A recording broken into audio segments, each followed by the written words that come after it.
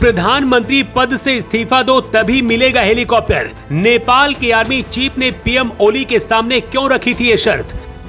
नेपाल के बाद भारत की जिंजी करेगी तख्ता पलट, फंसे राहुल गांधी। केपी ओली ने खुद उगल दिया सबसे बड़ा सच। कौन है राजदूत हाउ यानकी जो पीएम ओली और नेपाल को चलाती थी? नेपाल के जिंजी से कैसे जुड़ गया राहुल गांधी का नाम? जब जिंजी के गुस्से से सुलग रहा था पूरा नेपाल, नंगे पैर भागने की तैयारी में थे पूर्व पीएम ओली, तब नेपाल के आर्मी चीफ ने ही ऐसा गेम खेला कि तख्ता पलट देश में हो गया और ओली को प्रधानमंत्री पद से इस्तीफा देना पड़ा। कहानी ठीक बांग्लादेश में तख्ता पलट जैसी है। तो क्या जिंजी सिर्फ मोहरा थी और असली मास्टरमाइंड कोई और निकला? नेपाल में जो हुआ उससे राहुल गांधी का नाम कैसे जुड़ा और कौन है वो चीनी राजदूत जिसका एक्सेस नेपाल के प्रधानमंत्री के घर तक था?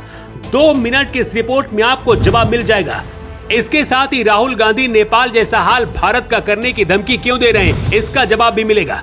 नेपाली न्यूज पोर्टल उकेरा ने अपनी एक रिपोर्ट में दावा किया है कि जब जिंजी आंदोलन हिंसक हुआ तो पूर्व पीएम केपी ओली शर्मा जान बचाने के लिए हेलीकॉप्टर मांग रहे थे। तब नेपाल के आर्मी चीफ अशोक राज सिंह डेला ने उनके सामने एक शर्त रखी थी। आर्मी चीफ अशोक राज ने ओली से कहा था कि आपको हेलीकॉप्टर तभी दिया जाएगा जब आप प्रधानमंत्री के पद से इस्तीफा देंगे। ओली समझ गए थे कि अगर वो भीड़ के हाथ लगे तो बचेंगे नहीं, इसलिए इस्तीफा दे दिया और इसके बाद सेना ने हेलीकॉप्टर भेजकर उनकी जान बचाई। नेपाल में जो हुआ, क्या भारत में ऐसा हो सकता है? राहुल गांधी ने जो कहा उसका सच क्या है, इसकी क्रोनोलॉजी समझिए। 2020 में चीनी हाउ यानकी नेपाल में राजदूत थी। उस दौरान राजदूत हाउ यानकी और पीएम ओली के किस्से बहुत चर्चित थे।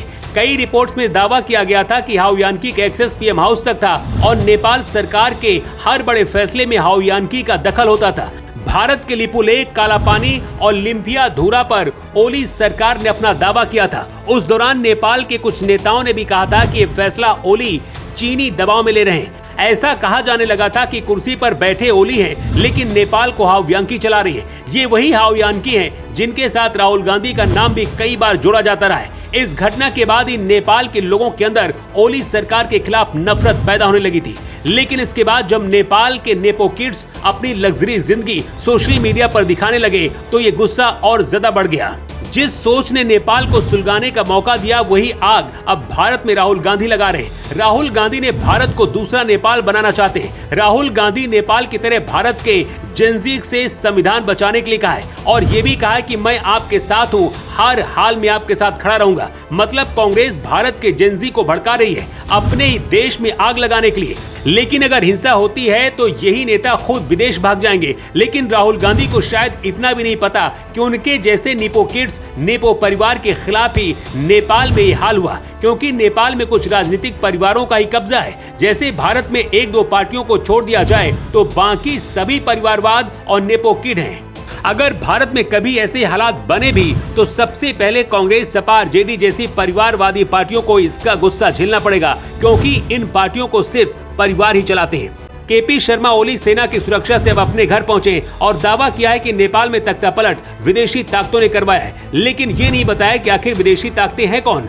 समय रहते नेपाल की सेना ने ओली से इस्तीफा लेकर सुशीला कार्की को पीएम बना दिया। लेकिन क्या आपको भी लगता है कि नेपाल की तरह भारत के अंदर भी परिवारवादी राजनीतिक पार्टियों का बहिष्कार होना चाहिए? और राहुल गांधी के बयान पर आप क्या कहना चाहेंगे? अपनी राय आप कमेंट बॉक्स पर लिखकर जरूर दें।